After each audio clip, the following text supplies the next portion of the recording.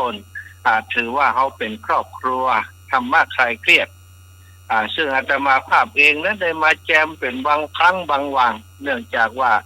ภารกิจก็มีภารกิจก็มีเดินทางไปหันไปนี่บ่ค่อยได้อยู่กับที่ต่อใดแต่ว่าก็ได้ติดตามจากทางคลื่นของวัดฝายหินได้หันว่าโอ้ธรรมะคลายเครียดของโยมปี่แล้วก็ทีมงานเนี่ยได้รับความนิยมจากเฒ่าแก่อีพ่ออีแม่ทั้งหลายซึ่งโดยส่วนใหญ่เนาะก็จะเป็นตั้งองค์ขลงเชียงใหม่ของเฮาเนี่ยโอ้ติดตามกันนักเรามีกิจกรรมหลากหลายทุกปีแล้วก็ทุกปีทีมงานโดยมีคุณโยมพี่พิสมัยแล้วก็ท่านอาจารย์สมัครจะทำกิจกรรมอย่างหนึ่งซึ่งก็เป็นกิจกรรมถือว่าในครอบครัวธรรมะคลายเครียดของเฮาที่เฮาทำทุกปีก็คือจัดผ้าป่าสามัคคีเพื่อหาการสนับสนุนหาปัจจัยหาทุนสนับสนุนวัดฝายหินสถานีวิทยุ 104.50 เมกะเฮิรตซ์วัดฝายหินของเฮาซึ่งเป็นสถานีบริการเป็นสถานีเพื่อการศึกษาศาสนาวัฒนธรรมบ่มีโฆษณาบ่มีขายสินค้าอย่างสถาญาติโยมเพราะฉะนั้นการใช้จ่ายหลายสิ่งหลายอย่างก็ต้องอาศัยปัจจัยที่ได้จากการบริจาคการสนับสนุนมาตั้งการบริจาคเป็นส่วนใหญ่บางครั้งบางทีเครื่องอุปกรณ์อย่างต่างๆก็ชำรุดทรุดโทรมไปท่านอาจารย์สมัครอยู่ที่วัดฝายหินหู้ดีเนาะบางสิ่งบางอย่างก็โจกกระเป๋าโจกถุงย่ำท่านอาจารย์พระครูสมุวิศวัตรวรกิจโจเอามาใช้มาจ่ายในการซ่อมแซมเครื่องใช้ไม้สอยทางสถานีวิทยุบางครั้งบางทีฝนฟ้าบ่ดีฟ้าผ่าลงมาก็ดีฝนตกกิ่งไม้หักใส่สายก็ดีอย่างก็ดีก็เป็นปัญหาส่วนหนึ่งเนาะที่จำเป็นจะต้องซ่อมแซมซ่อมบำรุงที่ผ่านมาก็ได้ปัจจัยจากธรรมะคลายเครียดของเฮาที่ศรัทธาญาติโยมแฟนรายการเพิ่นให้เฮามาปีที่แล้วนี่อาตมาได้ร่วมกิจกรรมกับโยมปี่เป็นครั้งแรกก็กล่าวว่าปั๊กพี่น้องกันธรรมะคลายเครียดเฮาถ้าจะนับปองน้อยนะไปวันตอนตานพระป่าแต่ไปแล้วก็ตกใจว่าจังใดคนมาบ่นักบ่หลายต่อใดก็คงจะเป็นปัญหาเรื่องโควิดและก็อีกอย่างหนึ่งก็การประชาสัมพันธ์อาจจะบ่ค่อยทั่วถึงเท่าใดปีนี้ก็เลยมาคิดว่าอยากจะช่วยโยมปี่ทีแรกนั้นว่าจะเดินธรรมยาตรา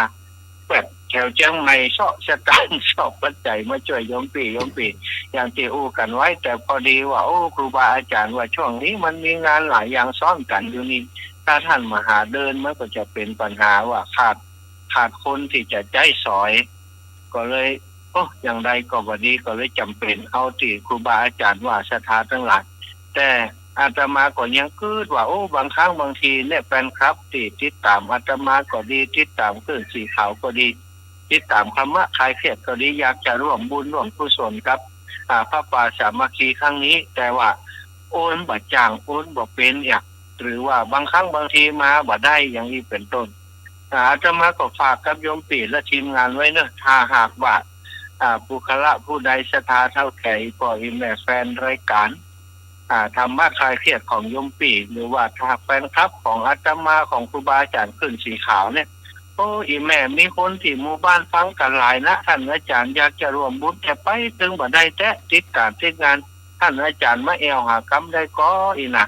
คือติดต่อผ่านทางโยมปี่มาเนอะโยมปี่แล้วก็ท่านลุงนุยท่านอาจารย์สมัครแจ้งก็เดี๋ยวผมจะไปแอวหาจะลักเอารถวัดฝายหินนะไปแอวแถวเชียงใหม่นั่นนะไปแอวได้สัก 4-5 หมู่บ้านนะสร้างกิจกรรมอย่างที่ลองดูว่าเพิ่นมีความสนใจอย่างใดนั้นก็จะได้ไปอู่กันเนาะในส่วนของวัดฝายหินศรัทธาญาติโยมมีพ่อแม่ทั้งหลายสถานีวิทยุตั้งขึ้นมาก็เพื่อเป็นการเผยแพร่พระศาสนาพระธรรมคำสั่งสอนของพระพุทธเจ้าแล้วก็เปิดโอกาสให้ครูบาอาจารย์ได้มีโอกาสเผยแพร่โดยบ่คิดเงินคิดทองอย่างซะอย่างแล้วก็ได้ทำนุบำรุงวัดวาอารามต่างๆที่เปิ้นจัดรายการนะเปิ้นก็มีสปอร์ตโฆษณาบอกบุญศรัทธาญาติโยมก็ทำให้เกิดการพัฒนาวัดวาอารามหลายด้านนะ แต่ทีนี้ในส่วนของวัดไผ่หินนะเขาบอกเคยที่จะอู้ถึงเรื่องการก่อร่างสร้างแปลงของวัดไผ่หินเลยแม้กระทั่งในสถานีวิทยุเนี่ยท่านอาจารย์พระครูก็บ่ได้จัดรายการจะทาเป็นผู้ที่อยู่เบื้องหลังครูบาอาจารย์ทุกรูปทุกองค์จะมาคืดแล้วพระครูสมุวิสุวัตวรกิจโจเนี่ยเสียเปรียบเปิ้นเสียเปรียบอาตมาเขาโยมปิเพราะว่าบ่ได้อู้ได้จายังเลยบ่มีไผฮู้จักเปิ้นเนี่ยแต่ว่าทำงานอยู่เบื้องหลังความสำเร็จของครูบาอาจารย์ตลอดอาตมาภาพที่สำเร็จโครงการธรรมยตราเพื่อการศึกษาก็โดยบารมีธรรมของท่านพระครูสมุวิสุวัตวรกิจโจได้เมตตาเอารายการเอาสิ่งดีๆมาออกมาบอกให้ศรัทธาญาติโยมโดยมีครูบาอาจารย์รูปอื่นทำหน้าที่บอกเนาะครั้งนี้อาตมาขอฝากกำเนอะอีกต่ออีแม่ทั้งหลายที่เป็นแฟนรายการของคลื่นสีขาวทุกรูปทุกองค์ทุกตนทุกองค์และตลอดถึงติดตามรายการของอาตมาอยากจะขอกำลังใจจากอีปออีแม่ทั้งหลายได้ไปช่วยกันในพระป่าครั้งนี้ถ้าไปกันนักกันหลายนี่มันจะได้ช่วยกันได้หลายสิ่งหลายอย่างนะแต่ถ้าว่าบ่มีไผไปรับปีนอีกก็จะน้อยใจเหมือนกันเนอะอยากจะไปพบปะกับอีปออีแม่วันที่15นี้ที่วัดไผ่หิน15 มกราวันนี้วันที่8แล้วเนาะโยมปิอีกบ่กี่วันแล้วนะอีกบ่กี่วันแล้วก็ถึงวันที่15นะครับนี้ตอนนี้ครูบาอาจารย์ขึ้นสีขาวของเฮาท่านพระครูอภิวัฒนวิคมก็บอกไว้ว่าถ้าหมู่เฮาเข้ารายการก็อู้ถึงเรื่องของพระป่าวัดไผ่หินนักๆน้อยเน้อวันผู้กับเจ้าอาตมาก็จะตี3ก็จะอู้เรื่องเนี้ยเนาะแล้วก็จะฝากศรัทธาญาติโยมทางขึ้นสีขาวตัวนะโยมพี่เนาะแล้วอีกเรื่องนึงเนาะก็เป็นมังคละเป็นข่าวดีวันที่15นั้นเนาะก็จะได้บุญใหญ่ด้วยกันศรัทธาอีปล่อยแม่ทั้งหลายเฮามีลูกบ่าวมีลูกเนนที่ช่วยการช่วยงานอยู่วัดป่าหินเป็นเด็กกตัญญูเป็นเด็กดีเป็น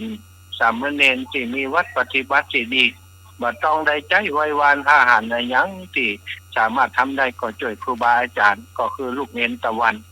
ได้มีอายุครบอุปสมบทความจริงปีที่แล้วและโยมปีแต่ที่นี้เนื่องจากว่าติดสถานการณ์ลูกเนนเพิ่นเดินทางไปเยี่ยมแม่แต่แม่ก็ได้เสียชีวิตไปเห็นแล้ว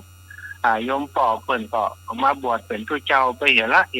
ก็บ่มีไผที่จะดูแลการบรรพชาอุปสมบทจริงๆแล้วครูบาอาจารย์ที่วัดไผ่หินก็พร้อมจะดูแลแต่อาตมาก็คิดว่า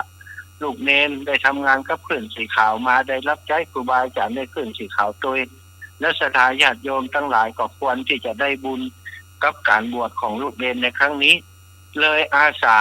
ครูบาอาจารย์ว่าขออาสารับผิดชอบในเรื่องของการบวชลูกเนนตะวันในครั้งนี้ซึ่งตอนนี้ก็มีศรัทธาญาติโยมพี่น้องทางเมืองฝางบ่เอ่ยนามเพิ่นได้มอบปัจจัยมาจะผ่านมาจังใดก็ยังบ่แน่อาจจะลงที่ท่านพระครูอภิวัตหรือว่าที่ท่านอาจารย์พระครูสมุวิสุวัตวรกิจโจหรือว่าผ่านมาทางอาตมาก็ยังบ่แน่ใจแต่ว่าเพิ่นรับผิดชอบจะร่วมบุญโดย 10,000 บาทนะโยมพี่พิสมัยแล้วอีกส่วนนั้นส่วนต่างๆเนี่ยก็มีมาแล้วเจ้าได้มาแล้วล่ะแอบพูมาแล้วแอบพูมาแล้วนะเจ้าสาธุแล้วก็อีกส่วนอื่นๆเป็นผ้าไตรก็ดีเป็นบาตรก็ดีเป็นอย่างก็มีศรัทธาเจ้าภาพไปแล้วเหมือนกันซึ่งก็มีครอบครัวโยมแม่สารพีแม่ขจรพ่ออุดมสารพีเนี่ยเป็นเจ้าภาพบาตรได้โยมพี่เนาะเพิ่นถวายปัจจัยมาแล้วเนาะแล้วก็ส่วนอื่นๆก็คือในเครือข่ายคลื่นสีขาวครูบาอาจารย์ท่านพระครูอภิวัฒน์ท่านพระครูสุเมธท่านอาจารย์สมหวังพระครูกัลยาณประโมทเพิ่นก็จะมาเมตตามาร่วมงานโดยโยมพี่ก่อนนับว่าเป็นนิมิตหมายที่ดีที่เครือข่ายของเฮาจะได้ลูกบ่าวเนาะมาใจการใจงานในฐานะพระสงฆ์ของสังฆเจ้าตนบุญของคลื่นสีขาวของเฮาต่อไปนั่นก็คือลูกเนนตะวันในวันที่15จะเป็นตอนบ่ายเนาะโยมพี่ที่จะทำการอุปสมบทเป็นตอนบ่ายศรัทธาญาติโยมทั้งหลายที่อยากจะร่วมบุญก็สมทบกันมาเอาเพราะปัจจัยที่เขาจะถวายพระสงฆ์องค์สังฆเจ้าที่ร่วมพิธีนั้นก็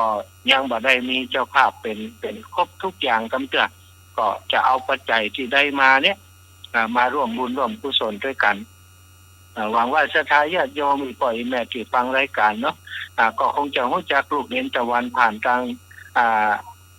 ธรรมะคลายเครียดอยู่หลายครั้งแล้วเพราะว่าเข้ามาจัดรายการแทนท่านอาจารย์สมัครป้อง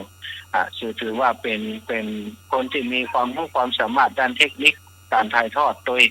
แล้วก็มีจิตอาสาหลายอย่างก็ฝากกับศรัทธาญาติโยมแล้วก็ทีมงานธรรมะคลายเครียดก็เป็นเจ้าภาพด้วยกันเนี่ยนะเป็นเจ้าภาพเป็นถือว่าเป็นครอบครัวเป็นพ่อเป็นแม่เป็นพี่เป็นน้องที่จะอุปถัมภ์ค้ำจูลูกเรียนของเราในครั้งนี้สองเรื่องศรัทธาญาติโยมวันนี้สวัสดีปีใหม่กับทุกท่านทั้งหลายเอาบุญมาให้ท่านได้ร่วมอนุโมทนาบุญพระป่าสามัคคีบำรุงสถานีวิทยุวัดไตรหินวันที่15หวังว่าจะได้พบปะกับอีป่อยอีแม่ทั้งหลายแล้วก่อนในวันที่15นั้นก็จะได้มีโอกาสร่วมบุญการอุปสมบทซึ่งเป็นบุญใหญ่เนอะศรัทธาก็ขอให้ศรัทธาได้มีโอกาสร่วมบุญด้วยกันบรรณักบรรณา10ก็บอกเป็นอย่างขอให้ได้ร่วมด้วยกันเถอะเขาก็จะได้บุญเท่ากันเนาะโยมพี่เนาะวันนี้ก็จะเข้ารายการประมาณเนี้ยเพื่อโยมพี่จะได้ต่อยอดอู้จากันไปต่อเนาะโยมพี่เนาะเจ้าขอบเ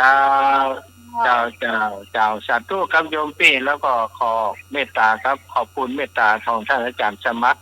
ตลอดถึงลุงหน่วยสันสามเณรเอาละเนอะทีมงานทุกท่านทุกคนที่ได้มอบเวลาเพื่อเข้ารายการก่อนวันนี้นะสาธุโยมพี่กราบบัสการครับผมสาธุเจริญพรอยู่ดีมีสุขกันทุกคนเจ้าสาธุสาธุสาธุให้หน่วยเจ้าครับผม